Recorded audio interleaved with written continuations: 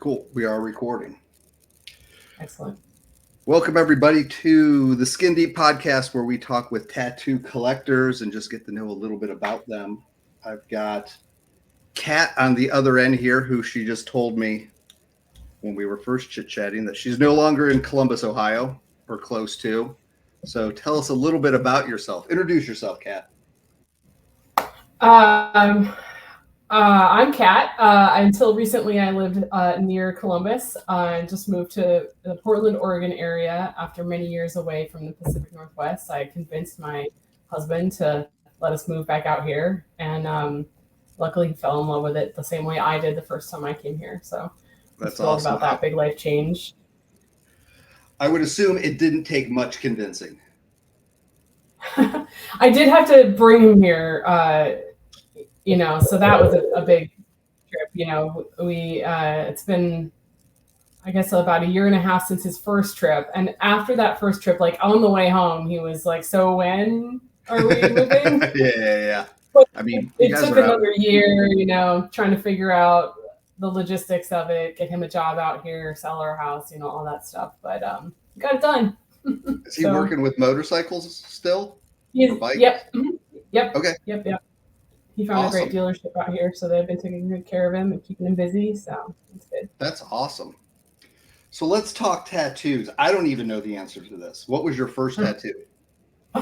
My first tattoo was like, minutes after I turned 18. I got the outline of a left footprint. It's about this big, like 4 inches maybe. It's on the back, my back shoulder here. Right. I think the whole tattoo, beginning to end, took 5 minutes. That's awesome. When it's just the outline. It's the outline of the foot and then the little toes. What was the reasoning? I had like a preoccupation with like footprints at that time. It wasn't anything that has like a real specific meaning or memory attached to it. I would just find myself like attracted to like stickers that were little feet prints, or like I would be drawing them just randomly, and I'm not really even a drawer. So Right. It was just one of those things. And I was with, a small group of friends who had all recently turned 18. So everybody was like getting their first tattoo at the same time. I think 2 out of the 4 other people that I was with got little butterflies on their lower backs. That's awesome.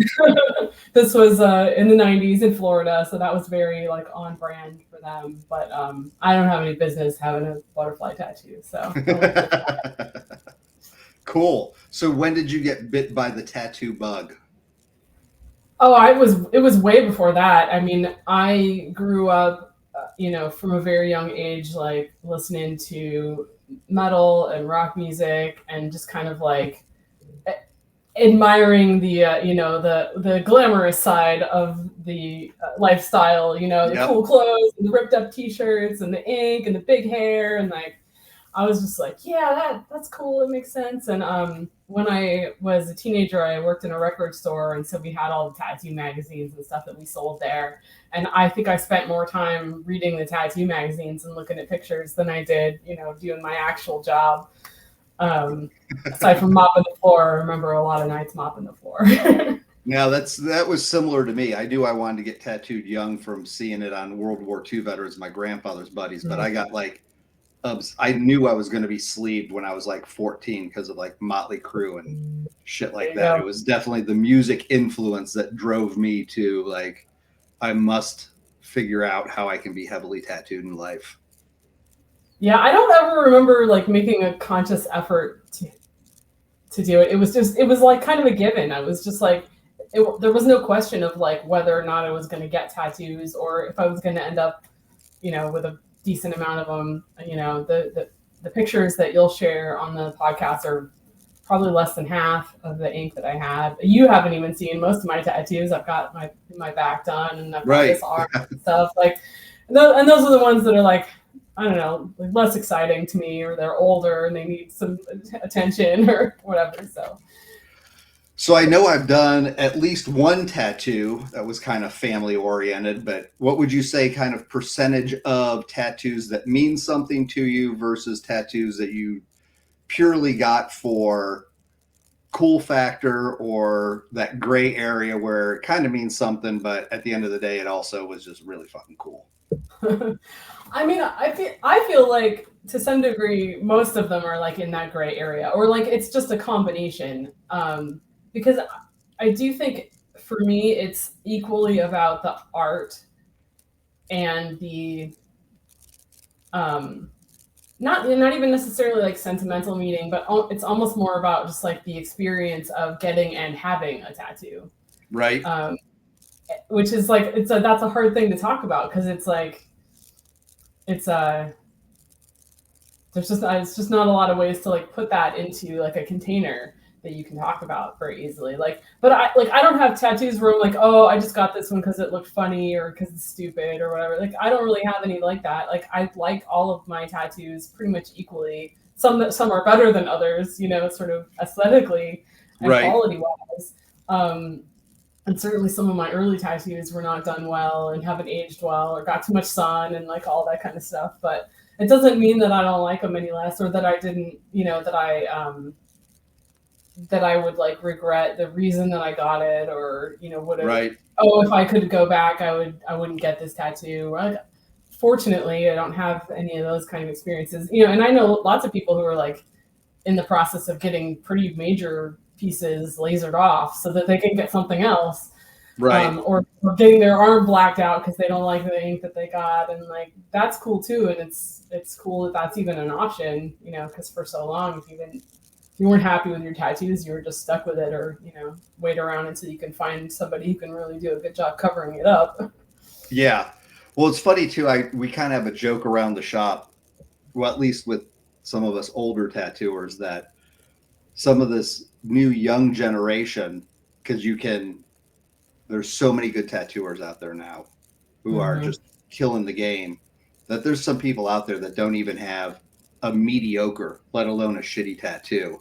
Mm-hmm. And we kind of joke, you know, some of us who've been getting tattooed 20, 30, 35 years, it's like, are you really a tattoo collector if you haven't been tattooed in the kitchen or at least have a shitty tattoo from a shop you just walked in and didn't even look at the portfolio? But I think half that might just be us being passive aggressively jealous that there's so many awesome tattooers out there. But kind of like with you, though, some of mine that are not that good, I still dig them for what they were. Like it's a moment in time that's stamped on me forever of like, this is when I was super impulsive and, you know, little Timmy Taboni down the street was having a party and there was some Yahoo there with a tattoo machine and I got a fucking nautical star that looks like shit tattooed on me or something. Right, but like what better souvenir is there, you know, for various points in your life, good and bad or indifferent, you know? Like I have a friend who is like kind of a globetrotter. She works remotely and travels all the time, and every new city that she goes to, she gets a little tattoo. And hers are really cool because she's doing that now. And like you said, you know, you can walk into like almost any shop, especially in Europe, and get an amazing quality tattoo. And hers are all food themed. So she's got like a little piece of bow tie pasta and a little baguette and a little that's cool. Tomato.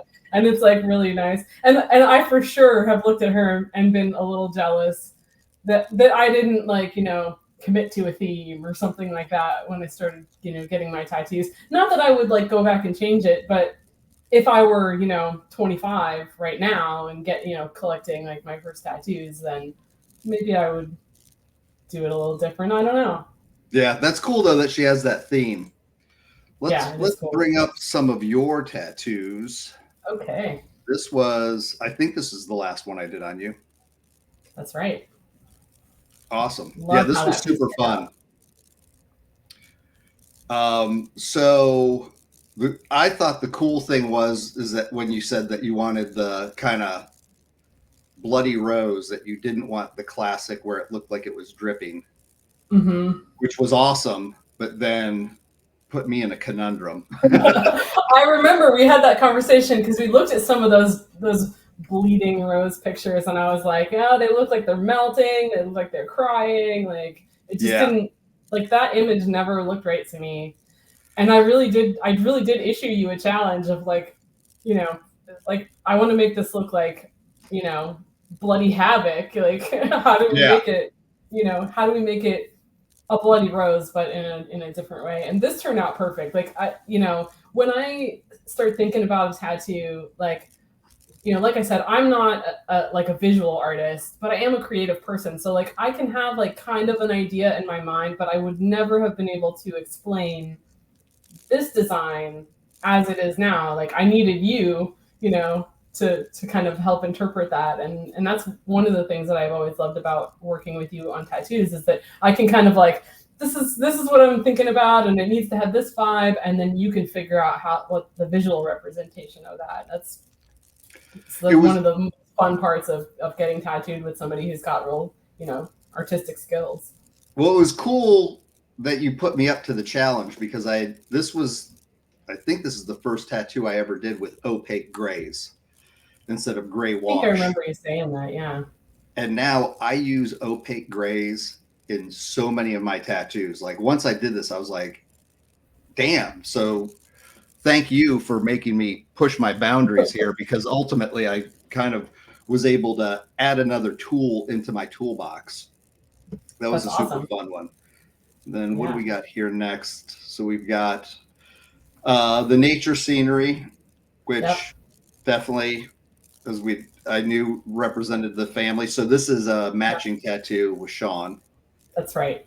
Yep. And that was the first piece you ever did for both of us, I guess, because he had been following you and your art for a long time, but I don't think you ever worked on him until that. No, I think we had like what is it? The Venn diagram where the two circles intersect between our cycling hobby. Yep. We knew of each other, and that was it. But yeah, you guys came in for that. That was a super fun tattoo.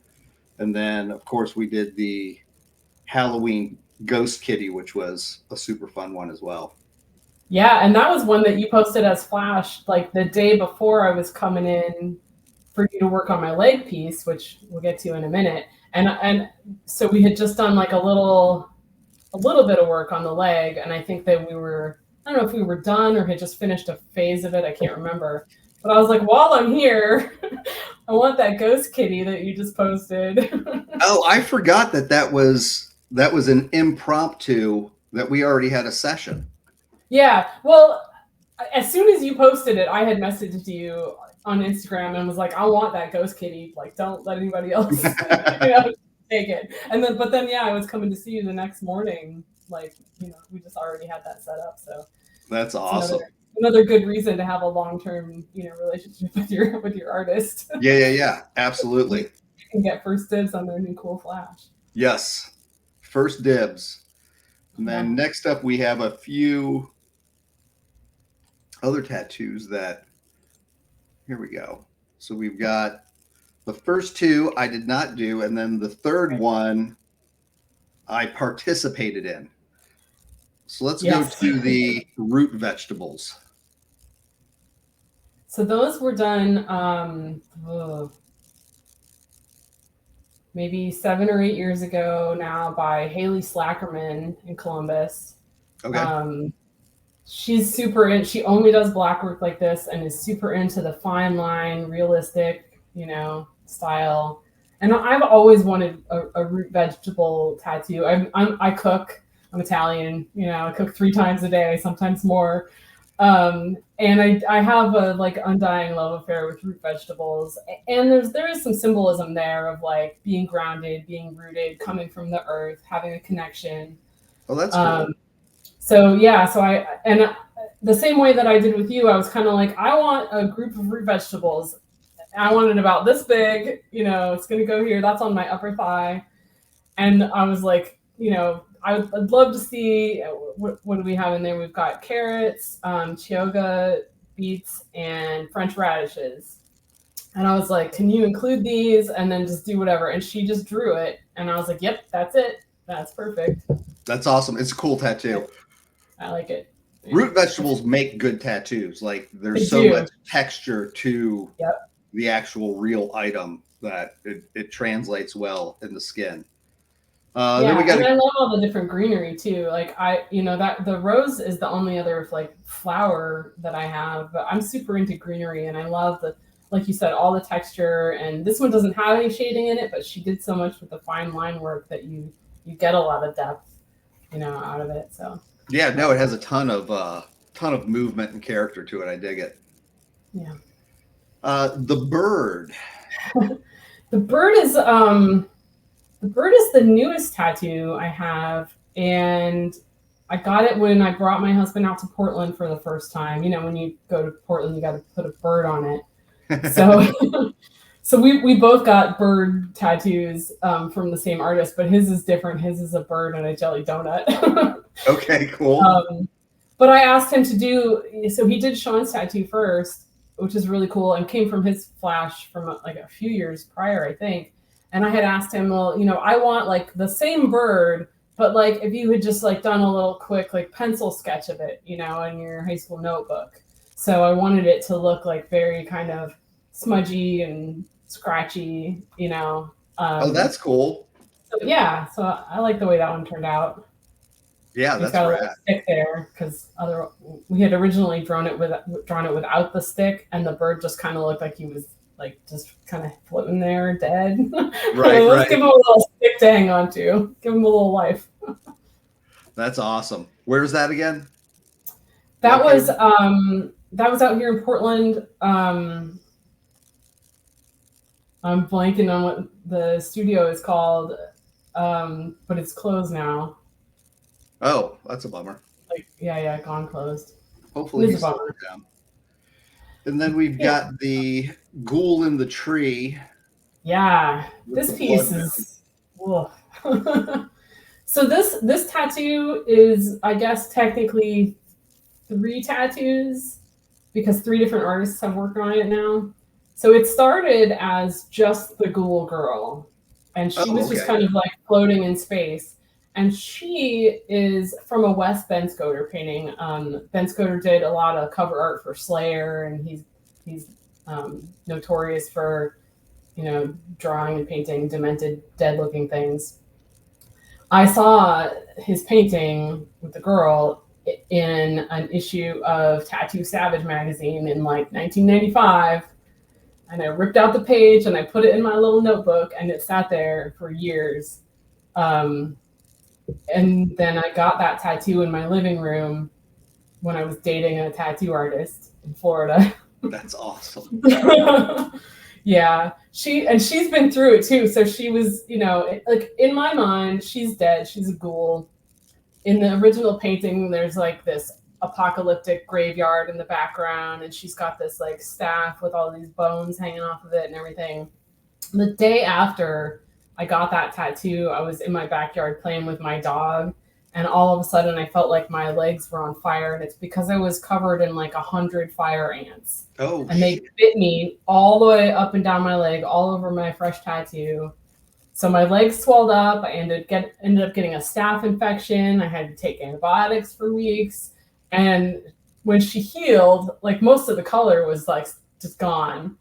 And so we went back over it. And it's hard to see in this picture, but like on her legs, like the color is all weird because it's like mostly scar tissue at this point. Oh, like, wow. There's just not much left. So that seemed kind of fitting to me.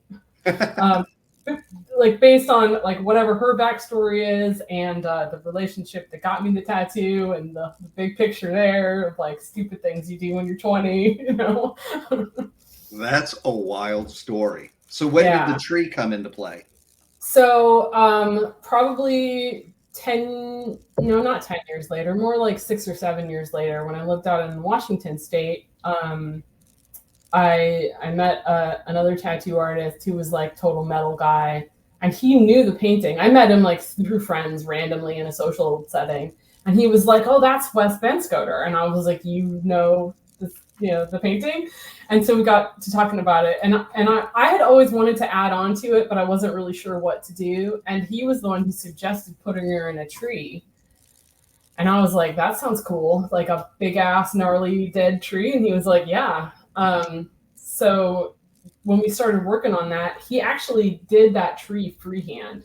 He took a Sharpie and drew from like the bottom of my ankle bone, like this kind of swirly line up and around. And that was just kind of like the midpoint of the tree. but the whole tree was done freehand, and then we put this like multicolored kind of cloudy background, the purple and the pink and the orange behind her. And the original idea was going to be to have the tree and the sky like wrap around my leg and then come back through the background again. Okay. But instead, he went to jail for a long time. But instead. But yeah, and so I was like, well, I guess we're done with that for now. So, and then, fast forward years later, and I was living in Columbus and had already gotten 1 or 2 tattoos with you, and I was like, this is the guy to add onto this, and so that's where we took it from there, and expanded the tree up and added the moon and the clouds, and then you went back and traced over some of the outline, which I think was a good move. Like I really like the way that turned out, even though it makes it a little bit comic book art-ish. Right. Like, I feel like that was the way to go with it at that point. Like there's a lot of comedy in the history of this tattoo. Right. So I was like, sometimes you just got to give in and follow the art where it's leading you, right? Even if it doesn't align with like your original vision. Right. Yeah. Sometimes you just got to go with the flow. Yeah. So that ended up being a massive piece, and people comment on it all the time. Anytime I'm wearing shorts or even like just like high water pants or something, people see the bottom of it and they're like, oh, that's a cool tattoo. And then I'm like lifting the pant leg and it goes up and up and up, and the pants don't go high enough most of the time to show off the whole tattoo. People always ask me like, how long did that take? How much did that cost? Like all those questions that Yep. And I'm like, I have no idea. I don't keep track of these things. Yeah. It's been it was a long journey to get there. It was for sure, but I love it. Yeah, I love it. So what is the vibe, if any, difference in Portland versus, because you guys weren't actually in Columbus, were you? You were in Lancaster? Yeah, we lived out in Hebron, so we're close. Okay. Yeah. Yep. But I was in Columbus before that for 7 years. So kind of Hebron versus Portland, is it very similar in how people react to somebody being heavily tattooed? I mean, I know Columbus is a super accepting city of people being tattooed. Like everybody and anybody, you're a minority if you're not tattooed in Central Ohio at this point. Oh, for sure. I mean, I think that's starting to be the case in a lot of places. Like, I'm sure there are pockets maybe in the deep South where people still like look at you funny if you have tattoos, but we're at a point now where you go to the grocery store, you go to Target, and the cashier has blue hair and nostril rings and septum piercing, and you didn't. I think even like 5 or 6 years ago, you didn't really see it that much. Certainly not 10 years ago. Right. And I remember when I was like, a teenager and in my early 20s, like I remember being told by the grown-ups, well, you can't get a job if you do this to yourself, or you're gonna or you're gonna have to wear long sleeves every day if you get any tattoos below the elbows. And I'm like, well, I haven't had a regular job in a long time. I'm self-employed. I'm a writer, and I work with corporate clients in the tech field, many of whom are working like in high-rise buildings, and they have to wear a suit to work, but they don't think twice about working with me, partly because I'm good at my job, and partly because they're like, oh, this job is a creative job, and creative people express themselves outwardly in a variety of ways. And that's just kind of like, I think it's become more understood that that's what it is, getting a lot of tattoos. Once upon a time, it was like, oh, if you have a lot of tattoos, it means you're in a motorcycle gang or right. Or you've been to jail or, whatever. But now I think that people, like broadly, obviously making generalizations, people sort of understand more that, choosing to look kind of different than, or like, I don't know, less natural or whatever, however people want to put it. Like it's not like, oh, I'm doing this to rebel or I'm doing this to like make a statement. It's just like, this is what feels comfortable to me and this is what I like. And, you know. 100%. It's funny you mentioned that you're in a creative field, because I know one of my buddies, he doesn't have tattoos, but he does marketing. And we were talking one day and he was saying at the bare minimum, when he's going to be doing a pitch for a sale, he needs to make sure, he's like, I have to walk this line of being professional, yet I need to show them I'm creative. He's like, so he doesn't own a suit. He's like, nobody's going to hire a marketing guy that comes in a 3-piece suit. That shows zero creativity. That's what you want to see your CPA in, not your marketing guy. So I can imagine for you that just even having in a Zoom call and just kind of glancing, an arm moves and there's a tattoo in there, that adds a little credibility. Like, oh, she's, subconsciously, she's a creative person. That I'd be interested now to talk to somebody who's hiring somebody for a creative position like writing or marketing and see what they're looking for, if they even know that they notice things on that end. Yeah, I mean, I would sort of guess that most people would not be aware that that is like kind of what's happening. I mean, that's one of those like things, psychology just changes gradually over time, and most people are really not aware of their own psychology in terms of why do they make different decisions or how do they come to the conclusions that they get. And certainly anybody who's hiring for a creative role is going to, like, number one, want to see work samples and, right, like that. Because if you don't have that, then they don't care what you look like, But right. Like, so your buddy, if he came in with like, some killer work samples and proof of what he's done for other clients and that sort of thing, like, then it won't matter so much what you look like. But I mean, not wearing a suit to those meetings is probably a smart move. Yeah. No, well, it's funny on how, because you've obviously been in the game long enough being a tattoo collector. It's what was 25, 30 years ago of when people would come to me and it's, hey, where do you want this? I want it on my arm, forearm or upper arm. They're like, oh, it needs to be under the short sleeve line. I'm like, totally get it. They're like, I got a corporate job. Where now I've got young people in particular coming in and it's tattoo number 2 or 3 and they want a hand tattoo. Mm-hmm. And I'm just like, listen, I get it. The world is very accepting. However, let me play dad for a second and say, maybe you need to enjoy being tattooed below the sleeve, but above the wrist first, or something like that. Like, and I just put that out there. Most of them are like, nope, I want it on my hand, I want it on my finger, whatever. I'm like, cool, you're an adult. This is America. Knock your socks off. But there's still some part of me that's almost like, oh, I just don't want you to not get a job because you got a hand tattoo. But I think maybe outside of that, though, on the flip side, I'll get people who still want it underneath that short sleeve line. And they're like, because I work in a professional atmosphere or I work at a hospital or something like that. And I'm thinking, oh, I know tons of people in the medical field who have full sleeves. And I just think, I'm like, what medical facility are you working at? Like almost every one of my nurses, male or female, is like sleeved out or has a hand tattoo or something on their neck. I'm like, you need to go find a new job if they're worried about that.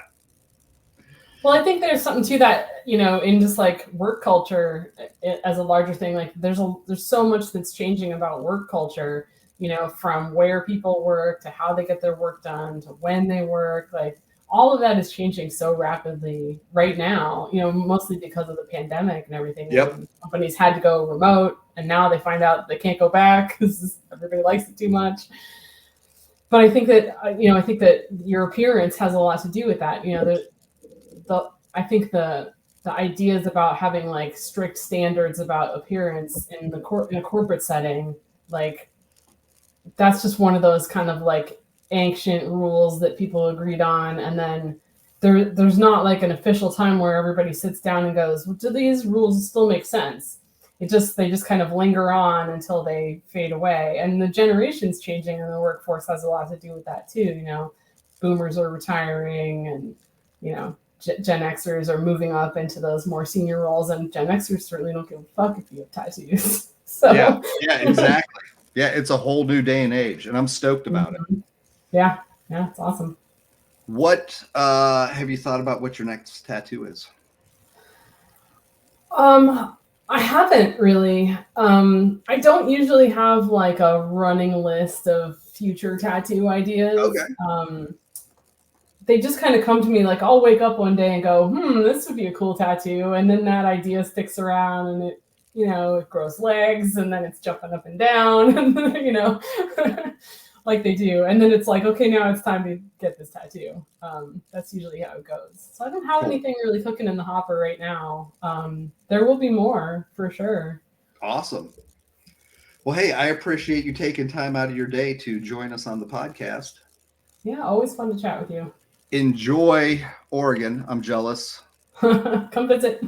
Yes, I will have to go out and drink some good Pinot Noir and hike some hills. Yeah, got a lot of both of those things around here. Speaking Perfect. of Pinot Noir, I've got Pinot Noir grape leaves on. Oh, do you? Yeah. This was done by Haley Slackerman too, the same one who did my root veggies. That's fantastic. I couldn't figure out how to get pictures of this one for you because it does wrap all the way around. No, that's cool. That's hilarious though, that it's actually Pinot Noir. Yeah. That is Oregon. Choice. Well, cool. Tell Sean I said hello. I will. And thank you very much. All right. Take care of yourself, sir. All right.